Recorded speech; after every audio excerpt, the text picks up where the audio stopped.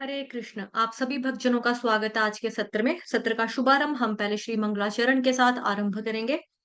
ओम अज्ञानतिमिरान्धस्य ज्ञानाञ्जनशलाकया चक्षुरुन्मिलितं येन तस्मै श्रीगुरुवे नमः। श्रीचैतन्यमनोभीष्टं स्थापितं येन भूतले स्वयं रूपः कदा मह्यं ददाति स्वपदान्तिकम्। वन्देऽहं श्रीगुरुः श्रीयुतपदकमलं श्रीगुरून् वैष्णवांश्च श्रीरूपं साग्रजातं सहगण रघुनाथान्वितं तं सजीवम् सादवैतं सावधूतं परिजनसहितं कृष्णचैतन्यदेवं श्रीराधाकृष्णपादान् सहगण ललिता श्रीविशाखान्वितांश्च नमः ॐ विष्णुपादाय कृष्णप्रेष्ठाय भूतले श्रीमते भक्तिवेदान्त स्वामिन्निति नामिने नमस्ते सारस्वते देवे गौरवाणी प्रचारिणे निर्विशेष शून्यवादी पाश्चात्य देशतारिणे नमो महावदान्याय कृष्ण प्रेम प्रदायते कृष्णाय कृष्ण चैतन्य नाम्ने गोर्त्विषे नमः। हे कृष्ण करुणा सिंधो दीनबंधो जगतपते गोपेश गोपिका कांत श्री राधा कांत नमोस्तुते तप्त कांचन गौरांगी श्री राधे वृंदावनेश्वरी वृषभानुसुते देवी प्रणमामि हरिप्रिये वाञ्छाकल्पतरुभ्यश्च कृपा सिन्धुभ्येव च पतितानां पावनेभ्यो वैष्णवेभ्यो नमो नमः। जय श्री कृष्ण चैतन्य प्रभु नित्यानंद श्री अद्वैत गदाधर श्रीवासादि गौर भक्त वृंद हरे कृष्ण कृष्ण कृष्ण हरे हरे हरे राम राम राम हरे हरे हरे कृष्ण कृष्ण कृष्ण हरे राम राम राम हरे हरे। हरे कृष्णा। तो आज का जो टॉपिक है आपके सामने है, पांचवा नाम अपराध जो है आज हम वो डिस्कस करेंगे। तो संस्कृत में क्या लिखा है? हरि नामनी कल्पना, कि हरे कृष्ण महामंत्र की जप को काल्पनिक समझना। हरे कृष्ण महामंत्र के जप की महिमा को काल्पनिक समझना। कि हम सोचें, हम बोलें कि ऐसे ही है जी, इतना थोड़ी ना होता है, या इमेजिनेशन वाली चीज है, किसने देखा है, कहाँ पे है, हमें क्या पता, हम कहाँ थे जब ये बताया मंत्र, हमें क्या मालूम। इस तरह की जो चीजें होती हैं, ये तो एनीवेज मैं बिल्कुल शॉर्ट में बता रही हूँ, बट इसको हम अच्छे से डिस्कस करेंगे कि इसमें क्या क्या हम गलतियां करते हैं और कैसे ये अपराध हो जाता है, और जो ये अपराध करता है उसके साथ क्या होता है, और साथ ही हम ये भी देखेंगे कि अगर किसी से ये अपराध हो चुका है तो उसका निवारण क्या है, उसका उपाय क्या है, हमें कैसे इसको खत्म करना चाहिए, छुटकारा कैसे मिलेगा हमें इस नाम पाप से, पांचवा नाम अपराध से। हरे कृष्णा। तो पांचवा नाम अपराध है हरे कृष्ण महामंत्र के जप की महिमा को काल्पनिक समझना। तो जैसे वैदिक ग्रंथ, जैसे हमने कल भी चर्चा की थी ना, कि वेदों में, समस्त शास्त्रों में जो बताया है वो क्या बताया है, ये हमने कल भी देखा था। वेदों में, रामायण में, पुराण में, महाभारत में आदि, मतलब एक्स्ट्रा जितने भी हमारे शास्त्र हुए हैं, धर्म शास्त्र जितने भी हुए हैं, उसमें सब में क्या बताया, शुरू में, बीच में, एंड में क्या है, एक ही चीज बताई है कि सर्वत्र भगवान ही श्री हरि का गुणगान किया है। हमारे ग्रंथों में क्या है, भगवान जी के गुणगान के बारे में ही सारा बताया गया है।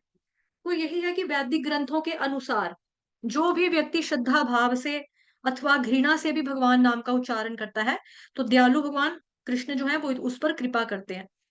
ये हमने कल भी चर्चा की थी। अब जो हरि नाम है ना, इससे ज्यादा प्योर कोई भी नॉलेज दुनिया में नहीं है। हरि नाम से शुद्ध कोई भी ज्ञान नहीं, कोई भी ज्ञान नहीं। कोई संकल्प हरि नाम के समान प्रभावकारी नहीं हो सकता है।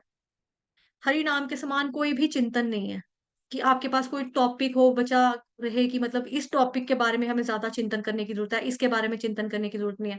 तो हरि नाम सबसे मोस्ट इंपॉर्टेंट आपके पास है चिंतन करने का विषय, भगवान के बारे में। हरि नाम का जो भी हम जप करते हैं, उसके हिसाब से या उसके बराबर का कोई भी फल देने वाला नहीं है, या कोई अन्य दर्शन नहीं है। क्यों? क्योंकि ये नाम प्रभु है, इसलिए हरे कृष्ण महामंत्र क्या है, नाम प्रभु के रूप में। तो इनके दर्शन के अलावा हमारे लिए दुनिया में कोई भी चीज नहीं है कि किसी अन्य चीज का हम दर्शन करें। कहते हैं ना कि जैसे आप मंदिर नहीं जा सकते, आप गंगा इत्यादि में स्नान करने के लिए नहीं जा सकते, आपके लिए घर ही तीर्थ है। घर तीर्थ कैसे बन सकता है? जब आप हरे कृष्ण महामंत्र का जप करते हो, तो आपका घर जो है वो तीर्थ बन सकता है। तो आपको मंदिर में जाने की ज़रूरत नहीं है। क्यों? क्योंकि आप नाम प्रभु की पूजा कर रहे हो। उन कैसे कर रहे हो पूजा? उनका नाम ले लेकर, उच्चारण कर कर के कर रहे हो। उनके मंत्र का है ना, उनका नामों का उच्चारण करके हम कर रहे हैं। तो हरि नाम से कोई भी बड़ा त्याग नहीं है। हरि नाम के समान कुछ भी नहीं है।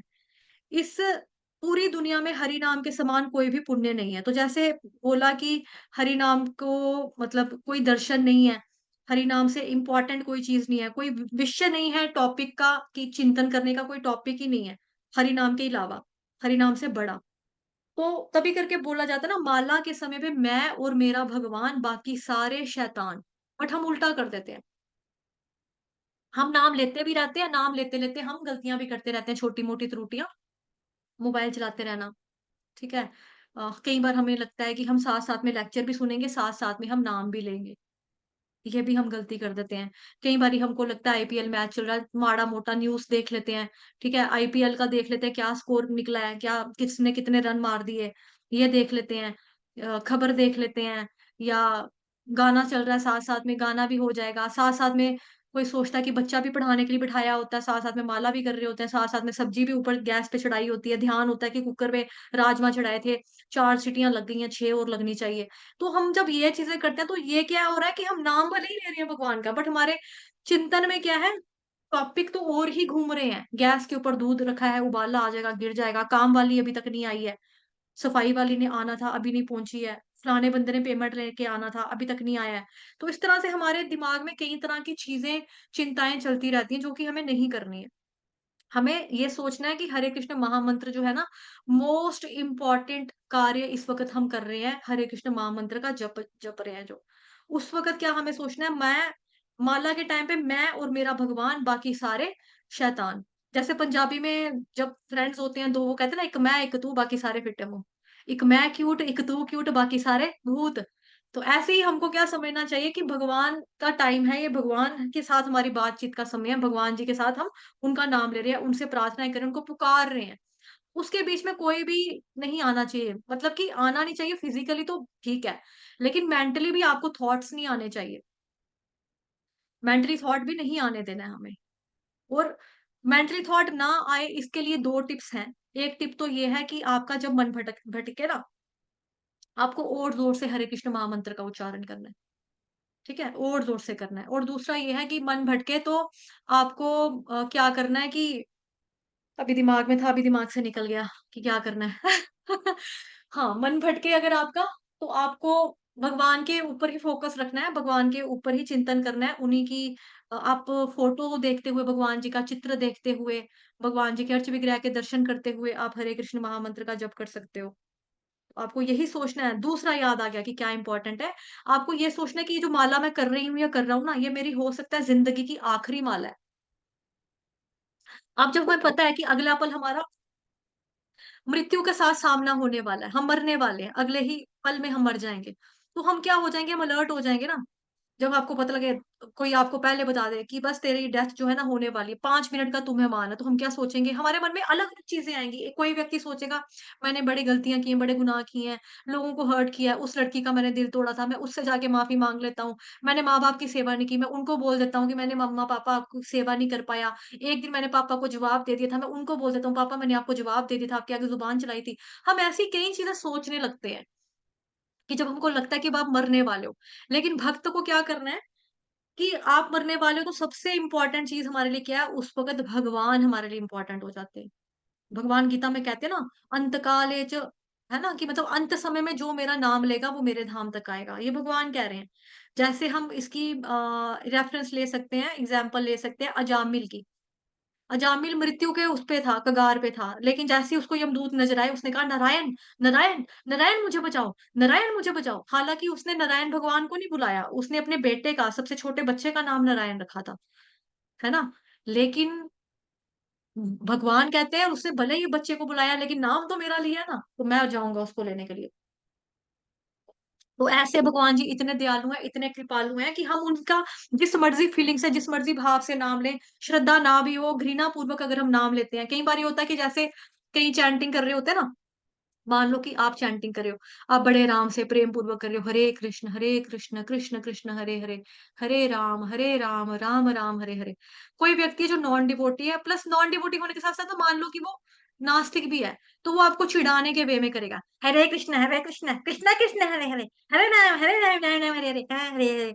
ऐसे-ऐसे करके दंतिया चका-चका के भी अगर वो बोलेगा, तो हो क्या रहा है, उसके मुँह से नाम तो निकला है ना भगवान का, भले ही उसने किस वे में नाम लिया भगवान का, लेकिन भगवान जी इतने कृपालु हैं, इतने दयालु हैं कि ऐसे व्यक्ति को भी फल देते हैं। ऐसे व्यक्ति को भी भगवान जी सुकृति थोड़ी-सी तो प्रदान कर देते हैं कि तूने जाने से, अनजाने से, जैसे मर्ज़ी गुस्से से लिया, घृणा से लिया, नाम तो लिया ना, तूने नाम तो मेरा ही लिया ना, तो अब तूने मेरा नाम लिया तो मेरी भी ज़िम्मेदारी बनती है कि चल मैं तेरा उद्धार थोड़ा बहुत करूँ। तो फिर भगवान भी उसके ऊपर उद्धार करते हैं उसका। मतलब कृपा थोड़ा-सा उसको देते हैं। लाभ कह लो जिसको भौतिक लैंग्वेज में, लाभ तो बेनिफिट तो मिलता ही मिलता है उसको। तो पूरी दुनिया में, पूरे संसार में हरि नाम के अलावा हमारे लिए कोई भी पुण्य करने के लिए नहीं है। हरि नाम से कोई भी बड़ा हमारे लिए डेस्टिनेशन, कोई लक्ष्य नहीं है। हरि नाम जो है यही परम मुक्ति है। हरि नाम ही परम लक्ष्य है। हरि नाम परम शांति है। हरि नाम परम धाम है। तो हरि नाम परम भक्तिमय सेवा है। हरि नाम हमेशा हमारे साथ रहने वाला है। जैसे भौतिक संसार में क्या देखते हैं हम, जो उसकी ऐड आती है ना एलआईसी, ज़िंदगी के साथ भी, ज़िंदगी के बाद भी। बट रियल में ज़िंदगी के साथ भी, ज़िंदगी के बाद भी हरि नाम ही है जो हमारे साथ जाएगा और कुछ नहीं जाएगा। हरि नाम जो है ना यही हमारे साथ जाने वाला। तो इसको जितना ज़्यादा संचय कर लें, जैसे हमने कल भी पढ़ा था, कल भी एग्ज़ाम्पल दी थी ना मैंने आपको कि जब हम छोटे होते थे, बच्चे होते थे तो कोई बच्चा होता था स्कूल का, वो सिक्के इकट्ठे करता था, कोई-कोई अलग-अलग देशों के सिक्के इकट्ठे करता था, कोई-कोई सोचता था 2005 का सिक्का ये है, 2010 में सरकार ने ये वाला सिक्का निकाला, उसके पास सारे सनों के सिक्के होते थे। कोई-कोई नोटों को इकट्ठा करता था, कोई-कोई अलग-अलग टिकट्स को इकट्ठा करता था, है ना? तो हर एक कोई-कोई फ़िल्म का पोस्टर, कोई भगवान का फ़ोटो इकट्ठा करता था, तो संचय करने में लगे होते थे हम बचपन में। किसी-किसी को पत्थर इकट्ठे करने का शौक होता था। पेबल्स अलग-अलग कलरफुल पेबल्स होंगे, मैं वो उनको इकट्ठा करूँगा। लोगों ने जाना जहाँ पे नदियाँ बहती हैं, जहाँ पे समुद्र बहते हैं, वहाँ से अलग-अलग शंख लेके आने, गोटियाँ लेके आनी, उसको जोड़ना। तो हमें जोड़ना है, हमें क्या संचय करना है? हरि नाम संचय करना है, बिकॉज़ इससे ज़्यादा कोई भी धन है ही नहीं वैल्यूएबल संसार में। बाकी सारा धन क्या है? ऐसे ही है, बाकी सब ऐसे ही है। तो नाम जिसके पास है ना, वैसे एक पंकज उधास की गज़ल भी थी, अ, "इक तू ही धनवान, बाकी सब कंगाल।" तो इस संसार में वास्तविक में देखा जाए ना, सारे कंगाल ही हैं, धनवान कौन है? जिसके पास हरि नाम रूपी धन है ना, वही रियल में धनवान है। बाकी तो सारे पैसा जितना मर्ज़ी हो जाए, पैसे की क्या बात है? पैसा तो सबके पास है, नहीं भी है तो कोई बात नहीं, पैसा एक तरह से दुःख का कारण भी बन सकता है हमारा। ये हमने श्रीमद् भगवद गीता चैप्टर में जो भी पढ़ रहे हैं मॉर्निंग क्लास में, उसमें भी आप सुन ही रहे हो, श्रवण कर रहे हो। कि ये नहीं है कि जो चीज़ आपने भोग ली, तो भोगने के बाद आपका पतन नहीं होगा। नहीं मिलेगी तब भी पतन होगा, मिल गई तब भी पतन हो रहा है। तो नाम रूपी जो है धन, वही पाना हमारा एक लक्ष्य होना चाहिए। हरि नाम को पाना ही हमारा एक लक्ष्य होना चाहिए और कुछ नहीं हमें प्राप्त नहीं करना चाहिए। मतलब सोचना, अन्य चीज़ों के बारे में नहीं सोचना चाहिए। हरि नाम जो क्या है, परम शांति है। क्योंकि श्रीमद् भगवद गीता के 5वें अध्याय के 29वें श्लोक में भगवान कहते हैं ना कि मैं जो हूँ, सभी चीज़ों का भोक्ता मैं हूँ। सुप्रीम मैं हूँ, सभी चीज़ों जो चीज़ें हैं वो मेरे एन्जॉय करने के लिए हैं सारी की सारी। मैं सुप्रीम एन्जॉयर हूँ। जो इस बात को समझ जाता है, और मैं परम हितैषी हूँ, मैं सबका फ्रेंड हूँ, मैं किसी का दुश्मन नहीं हूँ। किसी से मेरे को कोई वो नहीं है, कोई मेरा फेवरेट है, कोई मेरा अनफेवरेट, ऐसा कुछ नहीं है। मेरे लिए सारे बराबर हैं। तो जो व्यक्ति ये चीज़ समझ जाता है, तो वो परम शांति को अनुभव कर पाता है। तो हरि नाम बेसिकली क्या है? परम शांति है। हरि नाम परम धाम है, हरि नाम परम भक्ति में सेवा है, हरि नाम हमेशा हमारे साथ रहने वाला है, हरि नाम जो परम सुप्रीम लव है, परम प्रेम है, हरि नाम परम चिंतन है, हरि नाम परम सृष्टि करता है, हरि नाम सभी का स्वामी है, हरि नाम परम पूजनीय है, हरि नाम साक्षात भगवान है और एक गुरु के रूप में प्रकट हुआ है। क्यों? क्योंकि कृष्ण भगवान जी को आदि गुरु कहते हैं ना, गोविंदम आदि, है ना? आदि पुरुषम तमहम भजामि, एक ये भी है। और जो हम पढ़ते हैं श्लोक, उसमें भी है कि क्या श्लोक है वो? जिसमें भगवान जी को बताया जा रहा है ना कि भगवान गुरु हैं, श्लोक है आदि गुरु के बारे में, भगवान के बारे में भी है ना वो, मेरे मुँह में फिर रहा है, मेरे को याद नहीं आ रहा, ख़्याल नहीं आ रहा। अ, जो हम पढ़ते हैं, एक तो पढ़ते हैं हम कि योगेशं सच्चिदानन्दं वासुदेवव्रजप्रियं धर्मसंस्थापकं वीरं कृष्णं वन्दे जगद्गुरुं। कृष्णं वन्दे जगद्गुरुं कि कृष्ण की वंदना करो कौन? किसकी? क्यों करें? जो कि संसार के पूरे जगत के गुरु हैं। तो भगवान कृष्ण जो है वो पूरे संसार के गुरु हैं, आपके भी गुरु हैं, मेरे भी गुरु हैं। जो भगवान जी का भक्त है उसके भी गुरु हैं, जो भगवान जी का भक्त नहीं है उसके भी गुरु हैं। सबके गुरु हैं भगवान तो, चाहे कोई स्वीकार करे या ना करे, माने या ना माने। तो भगवान सुप्रीम गुरु हैं, ठीक है? तो भगवान कृष्ण का जो नाम है वही सबसे ऊँचा हरि नाम है, सर्वोत्तम हरि नाम है, कृष्ण। एक तो देखो क्या होता है ना कि हम कोई अन्य नाम अगर लें ना, अन्य नामों में भी रस है, ऐसी बात नहीं है। कोई राम, राम ले रहा है तो एक ही बात है, राम और कृष्ण में अंतर नहीं है, भेद नहीं है, है ना? अगर कोई वासुदेव ले रहा है, ओम नमो भगवते वासुदेवाय नमः, इस तरह से ले रहा है, वो भी भगवान का नाम है। उसमें कोई गोविंद कह रहा है ना? कोई कृष्ण कह रहा है, कोई मतलब एक भजन भी है ना, कोई कहे सांवरिया, कोई नंदलाला मैं तो कहूँ, है ना? एक ऐसा भजन है। कोई कहे बांसुरी वाला, कोई कहे नंदलाला मैं तो कहूँ सांवरिया बांसुरी वाला, राधा ने कृष्ण कहा, मीरा ने गिरधर, कुब्जा ने ऐसे मतलब है ना, भजन भी है। तो अलग-अलग नाम है लेकिन कृष्ण जो है ना, वो सर्वोत्तम हरि नाम है।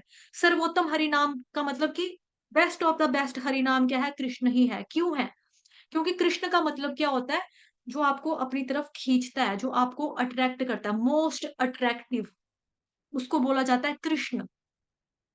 तो इन केस आप नाम कोई भी जप रहे हो, आपको रुचि नहीं आती, आपका इंटरेस्ट नहीं डेवलप होता, आपको स्वाद नहीं आता, हरि नाम में होता है ना, रस की अनुभूति नहीं आप फ़ील कर पाते हो, आपको खिंचाव नहीं होता कि हाँ, भई मैं माला उठाऊँ, मैं नहाऊँ, मैं माला जपूँ, ये आपको प्रॉब्लम होती है कि आपसे नहीं हो पाता। तो क्या बताते हैं यहाँ पे, हरे कृष्ण महामंत्र जो है ना, हरे कृष्ण नाम, भगवान कृष्ण का जो नाम है, वो सर्वोत्तम हरि नाम है। बिकॉज़ उसका मतलब ही क्या है, कृष्ण का मतलब आपको अपनी तरफ आकर्षित करने वाला। मन नहीं भी करेगा ना, ऑटोमैटिकली आप कृष्ण बोलोगे ना, आप खींचोगे। भगवान कृष्ण जो है ना खींचते हुए आपको अपनी तरफ ले आएँगे। आप खींचते हुए उनकी तरफ चले जाओगे क्योंकि उनका नाम का मतलब ही यही है कि जो मोस्ट अट्रैक्टिव है, सबको आकर्षित करने वाले हैं भगवान श्री कृष्ण। उनका रूप की बात की जाए, सब रूप की बात अगर हम चिंतन करें तो भी वो भी हमको अट्रैक्ट करता है, अपनी तरफ खींचता है। कृष्ण इतने सुंदर हैं, मोस्ट ब्यूटी मतलब बहुत सुंदर, सबसे सुंदर भगवान ही हैं दुनिया में। इस दुनिया में भी, उस दुनिया में भी, इहलोक परलोक दोनों में। और भगवान राम के पवित्र नाम का 3 बार उच्चारण करना भगवान कृष्ण के पावन नाम का 1 बार उच्चारण करने के बराबर है। राम रामेति रमे रामे मनोरमे, ये है ना राम रक्षा स्तोत्र में श्लोक आता है, जो शिव जी पार्वती को कहते हैं। तो यही बता रहे हैं कि 3 बारी अगर आप राम भगवान जी के आपने पवित्र नाम का 3 बार उच्चारण किया और भगवान कृष्ण के नाम का सिर्फ 1 बार उच्चारण कर लिया तो उसके बराबर माना जाता है। तो वैदिक ग्रंथों में इसी तरह से हरे कृष्ण महामंत्र की जप की महिमा के बारे में व्याख्यान किया गया, बखान किया गया।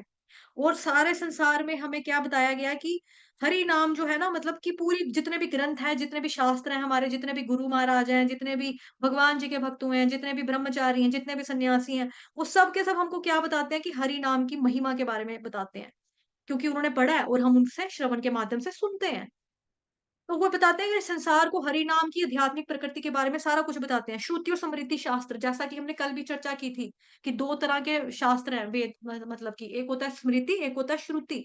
श्रुति क्या होता है? जिसको हम सुनते हैं। सुनने के बाद ही पहला स्टेप जो क्या था हमारा, जो कल बताया था मैंने आपको, यहाँ पे था ना, ये जो हमने कल पढ़ा, चौथा नाम अपराध में क्या था? श्रुति शास्त्र निंदनम, वैदिक शास्त्रों और प्रमाणों का खंडन करना। यहाँ पे श्रुति वर्ड पहले क्यों था, ये मैंने कल भी बताया था। श्रुति का मतलब होता है 2 तरह के शास्त्र होते हैं, एक होता है श्रुति, एक होता है स्मृति। श्रुति मतलब सुनकर, जो हम सुनते हैं, ठीक है? सुनने वाले, एज़ इट इज़ ज्ञान भगवान जी के बारे में। सुनना क्या है? भगवान जी का जो ज्ञान है, दिव्य ज्ञान, वो सुनना। और उसके बाद उस चीज़ को हम रिमेंबर करके दिमाग में अपने घुसा लेते, तो मेमोराइज़ करते हैं ना कि हाँ, हमने ये सुना है, हाँ, हमने ये पढ़ा है। तो वो हो गया आपका स्मृति। तो श्रीमद् भगवत गीता जो क्या है वो श्रुति स्मृति दोनों है। तो ऐसे ही यहाँ पे श्रुति पहले क्यों आया? क्योंकि जो आसक्ति होती है वो कानों से डेवलप होती है ना। भगवान जी को जानने का जो प्रोसेस है बेसिकली वो कानों से शुरू होता है। कानों से शुरू होता हुआ धीरे-धीरे करके वो दिल में हमारे उतरता है।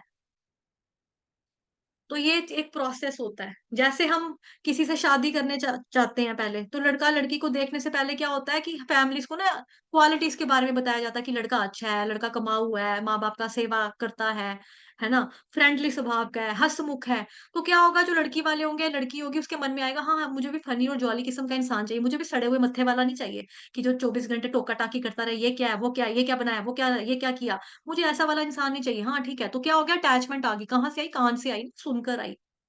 ऐसे ही लड़की के बारे में भी बोलते हैं, लड़की बड़ी अच्छी है, ऑफ़िस में जॉब करती थी, लेकिन उसकी मम्मा बीमार पड़ी ना, लड़की ने नौकरी छोड़ दी। उसने बोला, मेरे लिए मेरी माँ ज़्यादा ज़रूरी है, पैसा ज़रूरी नहीं है। तो लड़का सोचेगा, हाँ यार, कल को मेरे अगर मम्मा बीमार हुई या मेरे पापा को या मेरी फैमिली के ऊपर कोई आँच आई, तो ये लड़की उनके लिए भी छुट्टी मार के घर पे सेवा करेगी, ज़रूर करेगी। हाँ, ये लड़की अच्छी है, मैं इससे शादी करूँगा। तो क्या होता है, आसक्ति या मतलब कि एक अटैचमेंट होता है या प्यार का उत्पन्न एक बीज उत्पन्न होता है हमारे अंदर, जैसे भी वो कानों से होता है, कानों के माध्यम से होता है, तभी करके श्रुति शास्त्र बताया ना कि श्रुति का पहले वर्ड लिखा है वहां पे कि सुनना, सुनने से हमारे मन में भगवान जी के प्रति प्यार पैदा होता है, तभी करके तो श्रवणम श्रवणम श्रवणम भक्ति का आप नवदा भक्ति का देखो। नवदा भक्ति में सबसे पहला प्रोसेस ही श्रवणम का है ना, सुनना, हीरिंग मोस्ट इंपॉर्टेंट बताया है। तो जितने भी हमने शास्त्र पढ़े हैं, वहाँ पर हमने क्या सुना है, आध्यात्मिक प्रकृति के बारे में बताया कि कैसे होगी, हरि नाम लोगे, तो आपकी जल्दी-जल्दी हो जाएगा प्रोसेस, फटाफट आपका हो जाएगा। हरि नाम लो, हरि नाम लो, हरि नाम लो। तो चाहे वो श्रुति शास्त्र हो, चाहे वो स्मृति शास्त्र हो, उसमें बताया गया कि हरि नाम के लाभ के बारे में बताया गया। और जो इस तरह के लाभ को या हरि नाम की महिमा को जो सोचता है कि ये तो काल्पनिक है यार, इमेजिनेशन। अच्छा, ये यार फड़े मार रहे हैं यार, बियॉन्ड माय इमेजिनेशन होगी यार ये वाली बात तो। केवल नाम लेने से भगवान जी ने मतलब भगवान का नाम लिया, कृष्ण लिया तो बंदा वहां चला गया, गोलोक वृंदावन, अच्छा स्वर्ग में चला गया, इतना पापी होने के बावजूद वो खून करता था। ओहो, वो तो कातिल था, वो तो क्या बोलते हैं, कसाईयों का काम करता था। तब भी उसका उद्धार हो गया, भगवान का नाम लेने से हो गया। ये तो पता नहीं यार कैसे हो सकता है। अजामिल तो बड़ा ही कैरेक्टरलेस इंसान था, फिर भी भगवान उसको लेने के लिए आ गए। गजेंद्र क्या था, हाथी था। अच्छा, हाथी ने भगवान की तपस्या कर ली, भगवान उसको भी लेने के लिए आ गए। बियॉन्ड माय इमेजिनेशन यार, मैं नहीं मानता। हाथी को क्या पड़ी थी यार भगवान का नाम लेने की? जो इस तरह से सोचता है, अपने ही मनगढ़ंत लॉजिक्स लगाता है फालतू के, ठीक है? जो कहता है कि ये काल्पनिक हो सकती है, कल्पना हो सकती है। भगवान को क्या पड़ी है यार, अपना धाम छोड़ के हाथी को उठाने के लिए आएँगे यहाँ पे? किसी और को भी तो भेज सकते हैं ना, खुद क्यों आए? तो इस तरह से हम चीज़ें सोचते हैं या असत्य समझते हैं, काल्पनिक समझते हैं, या हमें लगता है अतिशयोक्तिपूर्ण, यानी कि फड़े मार रहे हैं। फड़े मारना बोलेंगे पंजाबी में, हिंदी में बोलेंगे फेंकना, कि हाँ, फेंके जा रहे हैं, बस फेंके जा रहे हैं, हम तो नहीं लपेटने वाले। ये तो फड़े मारने पे लगे हो हरि नाम की महिमा के बारे में। अच्छा, इतना तो नहीं हो सकता। ऐसा तो मैं तो नहीं मानता, मैं तो नहीं समझ सकती। इस तरह से जो ऐसा व्यक्ति सोचता है, जिसकी ऐसी सोच होती है, वो व्यक्ति सबसे बड़ा पापी अपराधी है। पापी नहीं बोलेंगे, अपराधी बोलेंगे, क्योंकि हम नाम अपराध के बारे में पढ़ रहे हैं, तो ये अपराध में आएगा, पाप में नहीं आएगा। क्योंकि इसका निवारण भी है ना इन चीज़ों का, अगर आपसे गलती से गलती होती भी है, तो कोई बात नहीं, पता लगेगा कि मतलब ये करना गलत है। क्योंकि कई बार होता है कि हम लोग भक्ति में नहीं आए होते ना, तो हमें भी कुछ चीज़ें लगती हैं ऐसे, कि हाँ जी, पढ़े हैं, ऐसे ही बोला जा रहा है। जैसे एक मेरी एक एक स्टूडेंट थे पुराने हमारे, आज से कुछ 4-5 साल पहले की बात है। वो बेसिकली आंटी हैं कोई, आज उनकी एज होगी 70, 71, 22। तो उन्होंने जब 15 चैप्टर पढ़ा ना हमारे से, श्रीमद् भगवद गीता का, तो उसमें तो भगवान जी बता रहे हैं कि भई मम एवांशो जीवलोके, कि मतलब भगवान पूरा अपने बारे में बता रहे हैं, पुरुषोत्तम योग में भगवान पूरा अपने बारे में बता रहे हैं, है ना? तो उनको लगा कि बाद में उन्होंने मुझसे डिस्कस किया कि माता जी, मेरे को ना ये पढ़कर ना ऐसा लग रहा है कि देखो, ऐसा कौन-सा भगवान है जो खुद मुँह से बोलता है कि भई मैं भगवान हूँ, मेरी पूजा करो। आपका पुरुषोत्तम योग देखो, भगवान कह रहे हैं, वो मैं हूँ, ये मैं हूँ, सब्जियों को रस देने वाला मैं हूँ, ठीक है? पेड़-पौधों में जान डालने वाला मैं हूँ, जो इंसान रोटी खाते हैं उसको पचाने वाला मैं हूँ, अहम वैश्वनारो, है ना? भगवान बोलते हैं ये भगवद गीता के पूरे श्लोकाज में। सारा कुछ तो भगवान अपने बारे में बताई जा रहे हैं। ये क्या बात हुई? भगवान को ज़्यादा नहीं फेंक रहे अपने बारे में। भगवान को ज़्यादा ही अपने मुँह मियाँ मिट्ठू नहीं हो रहे हैं अपने बारे में। तो इस तरह से जो चीज़ें होती हैं, वो नो डाउट कि हम जब सोचते हैं थोड़ा अपराध होता है, बट दैट्स ओके, भगवान उसको भी भुला देते हैं, माफ़ कर देते हैं, बिकॉज़ हम अनजान है ना। हमको नॉलेज नहीं ना है, हमें अज्ञानता हमारे अंदर बैठी हुई है। अब अज्ञानता हमारे अंदर बैठी है, जब तक गुरु महाराज की कृपा नहीं होगी, भगवान कृष्ण की कृपा नहीं होगी हमारे अंदर, जो दिल के अंदर अंधकार है, जब तक उसमें वो ज्ञान का दीपक नहीं जलेगा, ज्ञान का दीपक जलकर प्रकाश नहीं होगा, हमें कहाँ से समझ आएगी, हमें कहाँ से अक्ल आएगी? नहीं आ सकती। तो इसीलिए गुरु महाराज की शरण लेना ज़रूरी है, भगवान जी का नाम लेना ज़रूरी है, उनकी शरण में जाना, तभी करके हम देख सकते हैं, उनको फ़ील कर सकते हैं। अदरवाइज़ हम ऐसे तो फ़ील नहीं कर सकते ना, भौतिक दृष्टियों से हम क्या देख सकते हैं? हमें कुछ भी नहीं देख सकते। जो भौतिक दृष्टियों से लोग देखते हैं, वो तो कर्म कांडों के ऊपर भी सवाल उठा देते हैं कि भई जो ये चीज़ें हैं पिंडदान करना या वो होता है ना, जब हम खाना खिलाते हैं, श्राद्ध की रोटी, श्राद्ध खिलाते हैं, श्राद्ध का वो जो भोजन देते हैं, लोग तो उसपे भी सवाल उठाते हैं कि मुझे तो नज़र नहीं आया कि मेरे पापा ने खाया। मेरे पापा तो चले गए हैं, आज से 10 साल पहले हो गए हैं और वैसे भी अगर मुझे भूख लगी है, मैं खाना खाऊँगी तो पेट मेरा भरेगा। ऐसे ही अगर मेरे पापा को भूख लगी होगी तो मेरे पापा खाना खाएँगे तो पेट भरेगा ना, पंडितों को खिला के मैंने क्या करना है यार?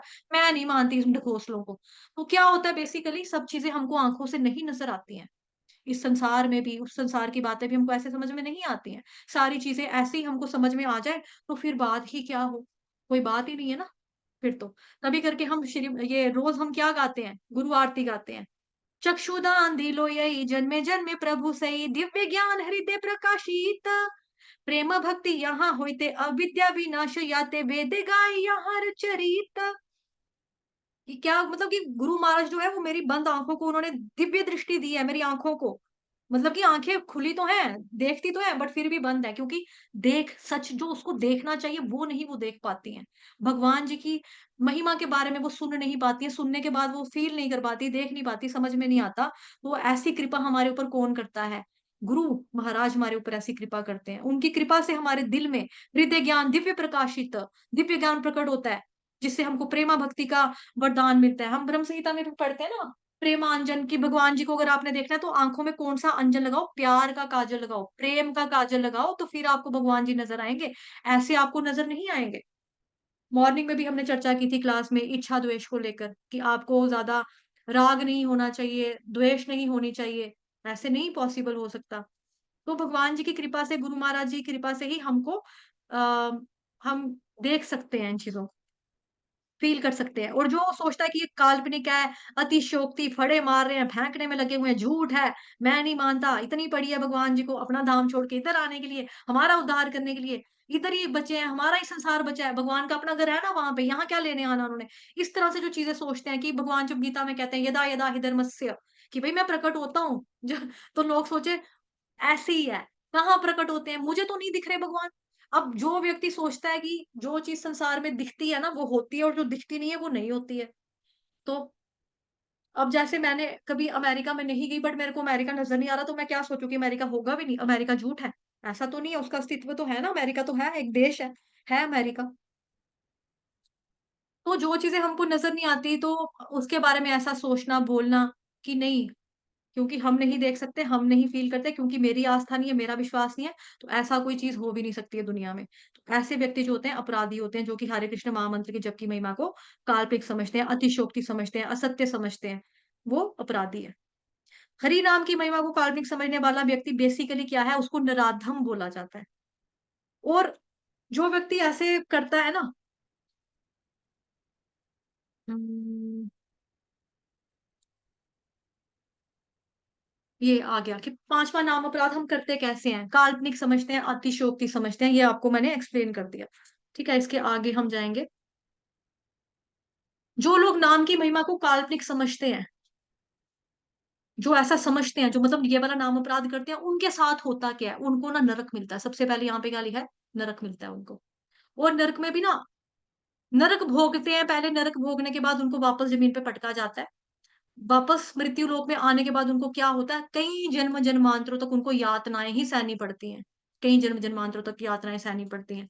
मतलब कि नर्क में भी उन्होंने सज़ा भोगी और जब संसार में यहाँ पर आएँगे, यहाँ पर भी उनको सज़ा ही भोगनी पड़ेगी। नर्क की आग में जलना पड़ेगा। अनेक तरह के कष्ट जो होता है, वो भोगेगा व्यक्ति, ठीक है?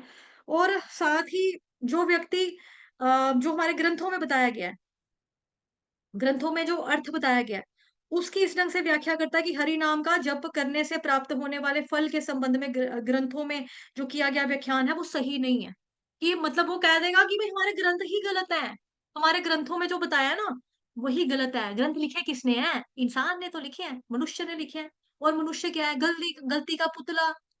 गलती का पुतला ही तो है मनुष्य, कहावत भी तो है उसके बारे में, इंसान गलती का पुतला है, तो हो गई गलती, लिख दिया होगा उसने गलती में आके ग्रंथ में ऐसा कुछ, बट गलत ही है ना, सही नहीं है। तो ऐसा व्यक्ति जो है, वो भी एक तरह का इस तरह से ये अपराध ही करता है। ऐसा केवल लोगों को हरि नाम की ओर आकर्षित करने के लिए कहा गया कि वह नराधम है। वह नहीं जानता कि जीव के लिए क्या मंगलकारी और क्या मंगलकारी नहीं है। सच्चाई से उसकी जो सोच है वो बिल्कुल ही विपरीत है। तो वेदों में, स्मृति शास्त्रों में हरि नाम का जप करने से प्राप्त होने वाला असीम सुफल का वर्णन किया गया है। हरि नाम आध्यात्मिक है। इसकी महिमा का वर्णन कोई अतिशयोक्ति नहीं है कि कोई सोचे फेंक रहे हैं जी, फड़े मार रहे हैं अपनी। ऐसा नहीं है। जो व्यक्ति आध्यात्मिक जीवन में रुचि रखता है, अगर हम भक्त हैं, हमारा इंटरेस्ट है, रियली इंटरेस्ट है कि हम स्पिरिचुअली कुछ ग्रो करें, कि हमें मालूम है एक यहाँ की दुनिया के बाद भी आध्यात्मिक जीवन भी होता है और आध्यात्मिक लोक भी है भगवान जी का वहां पे हमने सेवा करनी है। जो इन चीजों के बारे में इंटरेस्टेड होता है, वो व्यक्ति क्या करता है? हरे कृष्ण महामंत्र जपने का प्रयास करता है, हरि नाम लेने का प्रयास करता है और उसको पा भी लेता है, क्योंकि वो कोशिश कर रहा है, इसलिए वो पा लेता है। अब जैसे कई बार होता है कि हमें क्वेश्चंस आते हैं मॉर्निंग में चैंटिंग सेशंस को लेकर कि मैं आ तो रही हूँ आपके कहने के ऊपर, मैंने माला करना शुरू तो कर दिया है, लेकिन मेरे को नींद आती है, मेरे को ना आलस आता है, मेरा मन नहीं करता, मुझे लगता है माला कर ही क्यों रही हूँ, मुझे बोरिंग लगता है। कई बारी मन में आता है जो चीज़ हम दिल से नहीं कर सकते, उसको हाथ में पकड़ कर फॉर्मेलिटी करने की भी क्या ज़रूरी है? हमें ऐसी चीज़ें, ऐसे थॉट्स आने लगते हैं, ऐसे सवालात हमारे मन में, दिमाग में घूमने लगते हैं। बट भगवान देखते हैं कि ये बेचारा ना, आज ये उठा लड़का या कोई भी, मतलब मान लो कि कोई व्यक्ति उठा, मेरा भक्त, भगवान सोचते हैं कि उठा आज ये मॉर्निंग में और इसने सोचा कि मैं हरे कृष्ण महामंत्र का जप करूँगा। फिर इसके ऊपर निद्रा या माया देवी ने अटैक किया, इसको नींद आ गई जी। इसको किसी भौतिक अटैचमेंट इसको नज़र आ गई, उस साइड पे चला गया मुझे छोड़कर। इसको टीवी नज़र आ गया, टीवी पे चला गया, इसको बेड नज़र आ गया, ये सोने चला गया। चलो, फेल हो गया आज मेरा भक्त।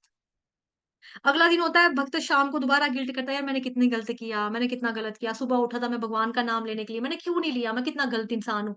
मेरे को अपने आप पे दिमाग खराब हो रहा है, मैं ऐसे नहीं करना चाहिए था यार मेरे को, मैंने बड़ा गलत किया। फिर वो अगले दिन आ जाएगा भगवान जी के पास, फिर वो माला पकड़ेगा, फिर वो कोशिश करेगा, फिर वो फेल हो गया, फिर फेल हुआ, बार-बार वो फेल हो रहा है। अब भगवान जी जो होते हैं ना, भगवान देखते हैं कि वो प्रयास कर रहा है, आ रहा है, फेल हो जाता है, रुक जाता है, फिर वापस आता है, फिर फेल होता है, फिर चला जाता है। तो भगवान कहते हैं बेचारा प्रयास तो कर रहा है ना, रोज फेल होता है, रोज फेल होता है। ऐसे ही हम भी रोज फेल होते हैं। कौन है जिसकी आज की डेट में चैंटिंग चलती है विदाउट, मतलब कि एनी थॉट्स? क्योंकि मुश्किल है और इसके लिए हमें प्रैक्टिस चाहिए।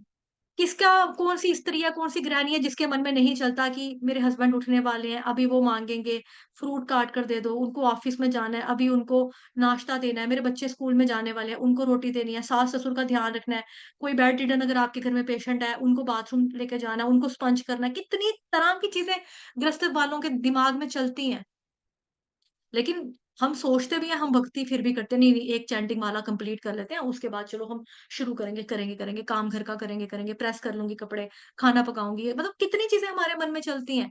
लेकिन भगवान क्या देखते हैं कि ये कोशिश कर रहा है ना बेचारा भक्त, तो इट्स ओके। भगवान फिर जब हम प्रयास करते हैं, तो फिर हम उनकी कृपा पाने के अधिकारी हो जाते हैं। फिर भगवान जी को हमें कृपा देनी ही देनी पड़ती है, देनी ही देनी पड़ती है। लेकिन जो भौतिक जगत होता है ना, वो बिल्कुल इसका अपोज़िट होता है। अपोज़िट होता है। भौतिक जगत में मान लो कि हम केमिस्ट्री की लैब में, जैसे हम स्कूल में जाते थे प्रैक्टिकल करने के लिए, है ना?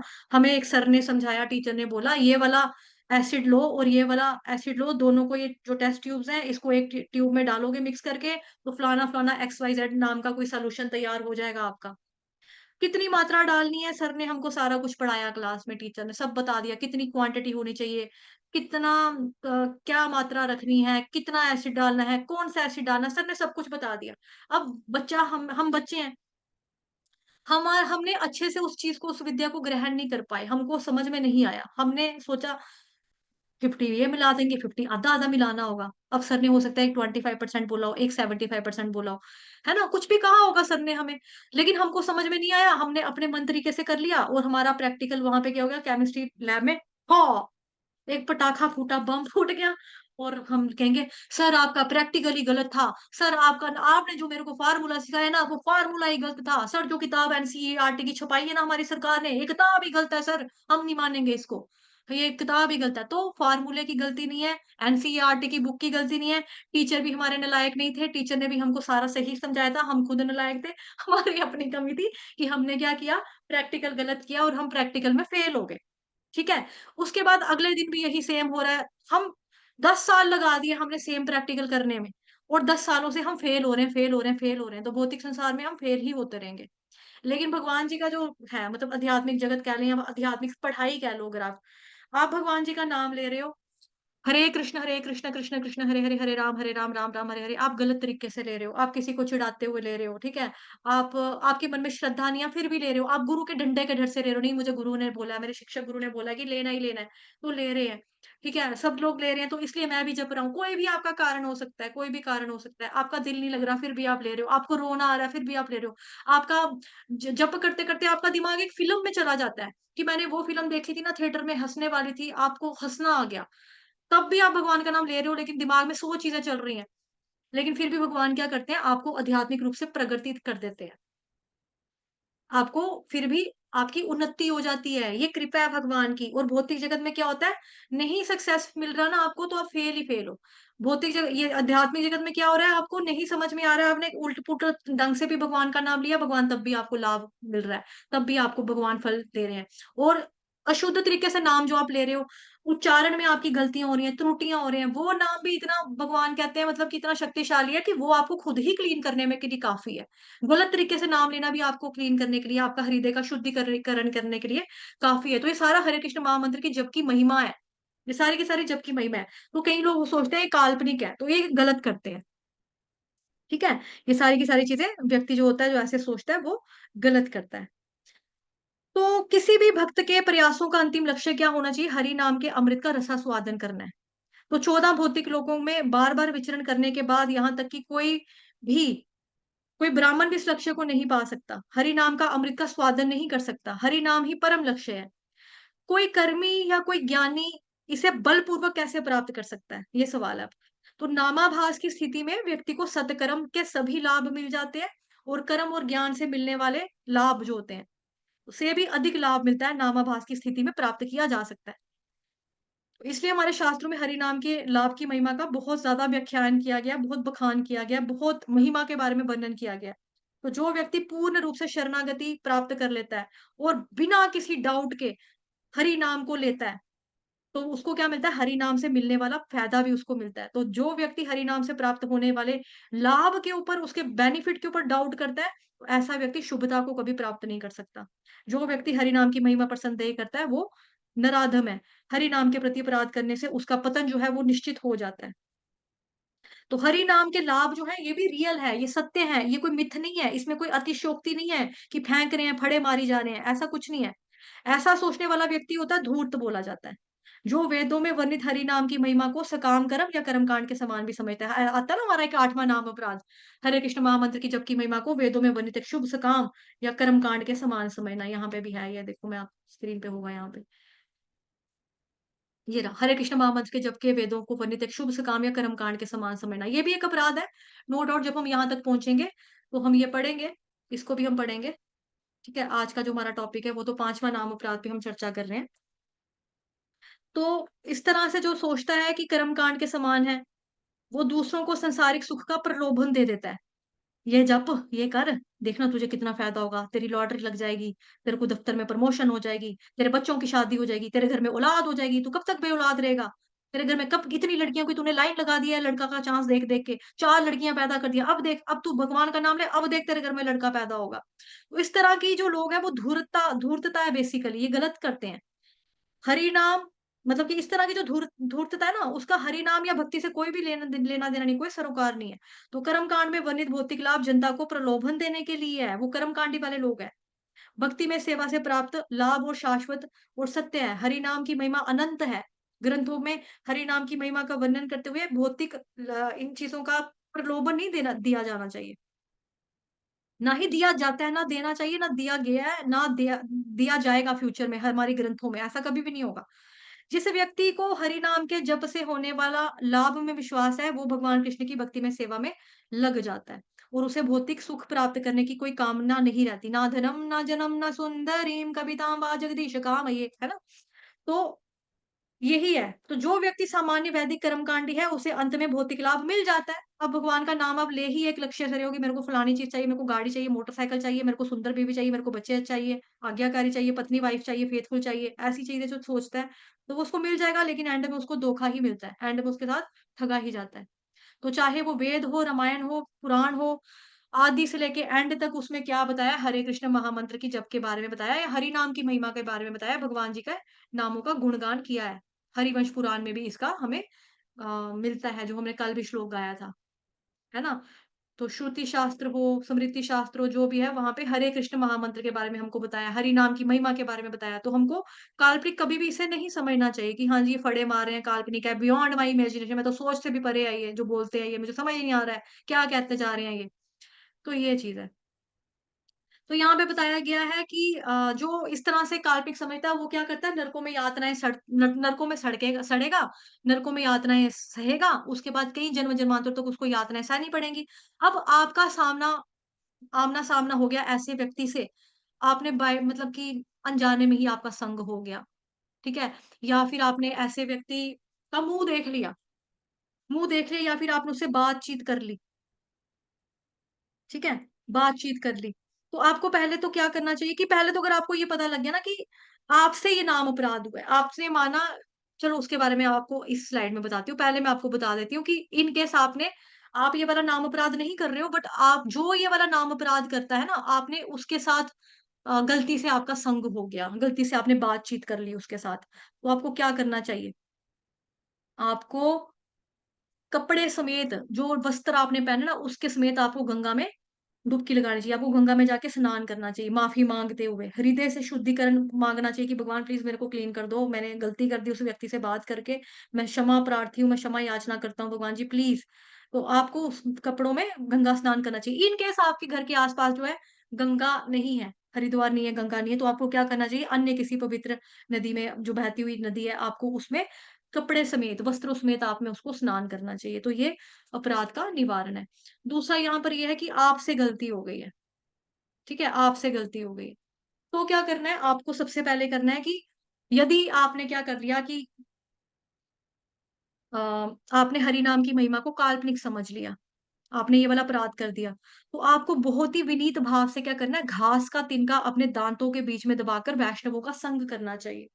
घास का तिनका घास का तिनका मुँह में दबाकर, दाँतों में दबाकर। तो आपको याद होगा शिक्षाष्टकम की क्लास में भी मैंने आप लोगों को बताया था, तृणादपि सुनीचेन तरोरपि सहिष्णुना अमानिना मानदेन कीर्तनीयः सदा हरिः। तो शिक्षाष्टकम में के लेक्चर के दौरान मैंने आपको ये भी चीज़ बताई थी और आप लोगों ने खुद भी पढ़ा होगा टीएलसी बुक में, teachings of lord Shri Krishna Chaitanya Mahaprabhu की बुक में, चैतन्य महाप्रभु की शिक्षाएँ जिसको हिंदी में नाम है, उसमें पढ़ा होगा आपने कि जब सनातन गोस्वामी और श्री रूप गोस्वामी और भक्ति रसामृत सिंधु में भी मैंने आपको बताया था, अगर आपको याद होगा तो, कि जब ये पहली बार चैतन्य महाप्रभु से मिलते हैं ना दोनों भाई, तो ये लोग क्या करते हैं, अपने मुँह में घास का तिनका दबाकर, अपने दाँतों से पूरा घास का तिनका दबाकर इन पूरा लेट कर दंडवत करके ये चैतन्य महाप्रभु को मिलते हैं। तो घास खाने का मतलब क्या था? घास का मतलब 2 होते हैं। एक तो देखो "भ्रूणादपि सुनिचेन" में हमने क्या पढ़ा है कि जो व्यक्ति 1 सेकंड आप होल्ड करो, मैं आपको दिखा देती हूँ स्क्रीन। कि जो व्यक्ति ना ये करता है कि जैसे हम क्या करते हैं, पार्क में, बगीचे में कहीं कभी-कहीं जाते हैं हम लोग। तो उस वक़्त क्या होता है, जब हम घास के ऊपर, वहाँ घास होती है, जब घास के ऊपर हम चलते हैं ना, तो हमारा जो पाँव होता है घास के ऊपर पड़ता है। तो जब हम अपना फीट उठाते हैं, अपना पाँव उठाते हैं, तो उसके बाद क्या होता है, पाँव उठाने के बाद शिक्षाष्टकम कहाँ है? हाँ, मिल गया। कि पाँव उठाने के बाद हम क्या करते हैं, जब हम घास के तिनके को वापस देखते हैं, तो जहाँ पे हमने पाँव रखा होता है, वो घास वापस खड़ी हो जाती है। उसको कोई फ़र्क नहीं पड़ता, मान से, सम्मान से कोई फ़र्क नहीं पड़ता। और दूसरा ये चीज़ है कि जब हम प्रचारक लोग हैं, तो प्रचारकों को भी जब हमें प्रचार करना है ना किसी को, तो अपने आप को दीनहीन मानकर करना है। उसको एक तरह ये नहीं कि चैंटिंग करो जी, चैंटिंग करो। इस तरह से करना है कि भई अपने आप को पशु समान मानना है, कि मैं बहुत नीच हूँ, मैं बहुत ही लो हूँ। मैं बहुत ही दीन हूँ, मैं बहुत ही पतित हूँ, मैं बहुत ही पापी हूँ, फिर भी मैं आपसे प्रार्थना करती हूँ कि हरे कृष्ण महामंत्र का जप कीजिए।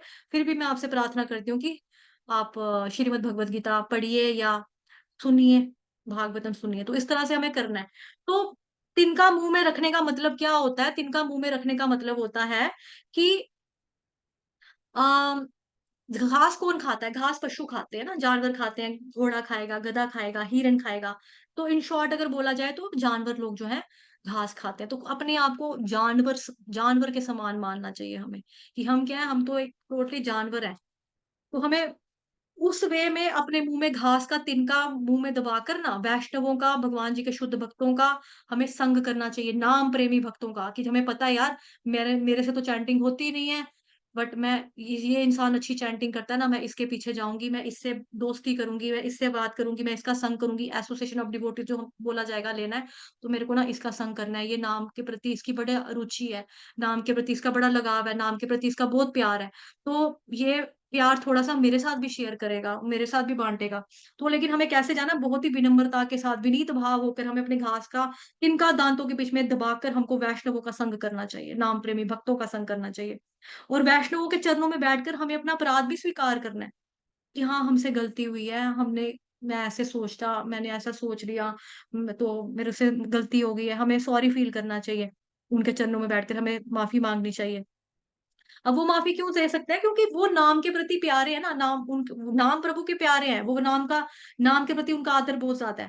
और भगवान भी ऐसे भक्तों का कहते हैं कि नहीं, ये मेरा भक्त है, ये मेरा नाम लेता है, तो तुम्हें इनसे सीखना चाहिए। तो ये हमारा बताया गया है, जो जप यज्ञ करके बुक है एक, भगवान नाम की महिमा के बारे में विस्तृत वर्णन सर्वसाक्षी दास के प्रभु जी के द्वारा, जो मैं यहाँ पे मैंने पढ़ा था, ठीक है? वहाँ से।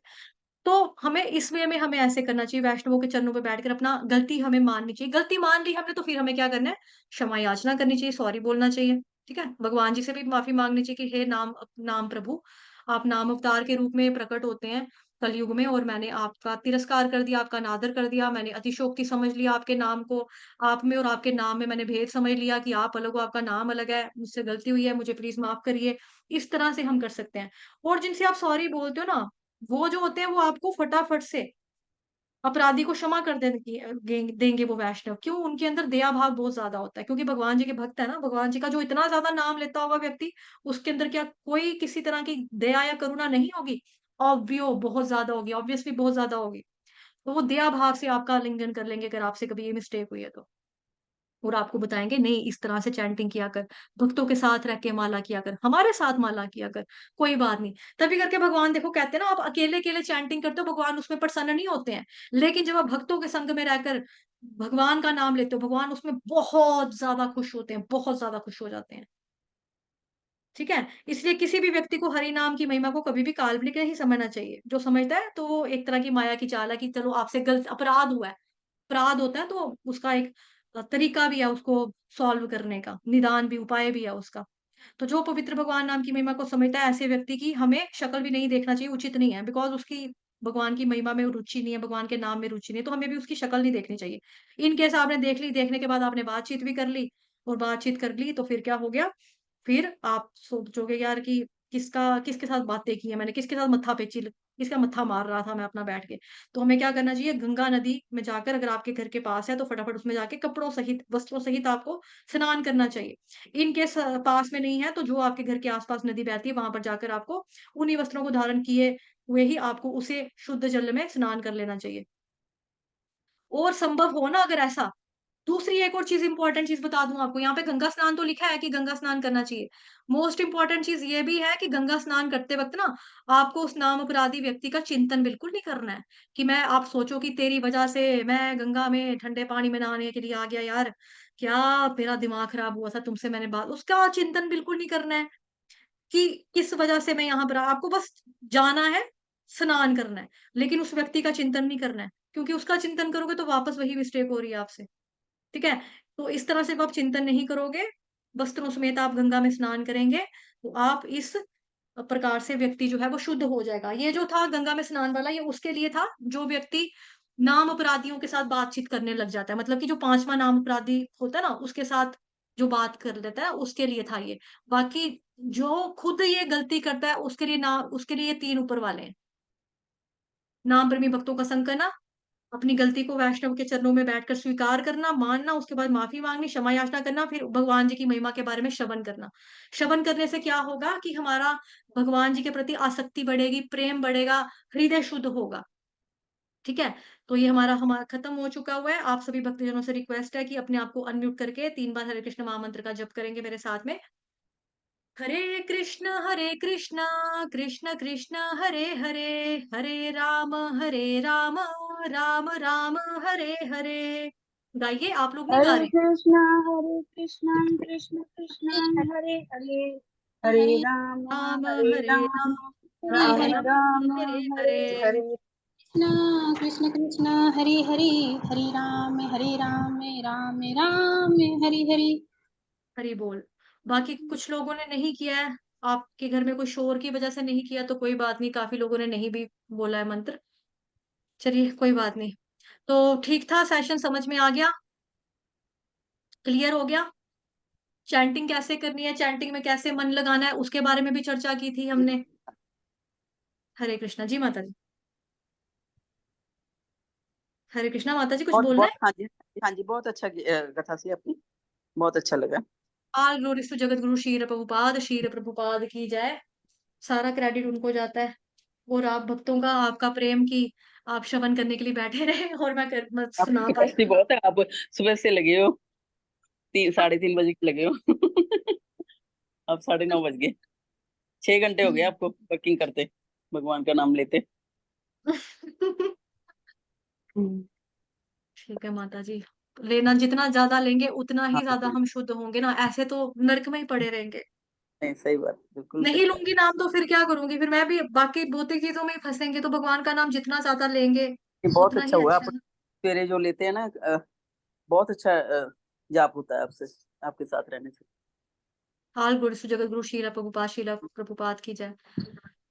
ठीक है, और किसी का कुछ प्रश्न तो नहीं है? आई थिंक इससे रिलेटेड सबको सब चीजें क्लियर आ गई, बिकॉज सबसे इजीएस्ट वे में पूरा बताया है। ठीक है, फिर भी अगर किसी का है तो पूछ सकते हैं, नहीं है तो यहाँ पे हम सेशन को विराम देंगे। वांछा कल्पतरुभ्यश्च कृपा सिंधुभ्येव च पतितनां पावनेभ्यो वैष्णवेभ्यो नमो नमः। अनंत कोटि वैष्णव वृंद की जय। जगत गुरु श्री प्रभुपाद की जय। श्री कृष्ण चंद्र भगवान की जय। नाम प्रभु की जय। हरे कृष्ण।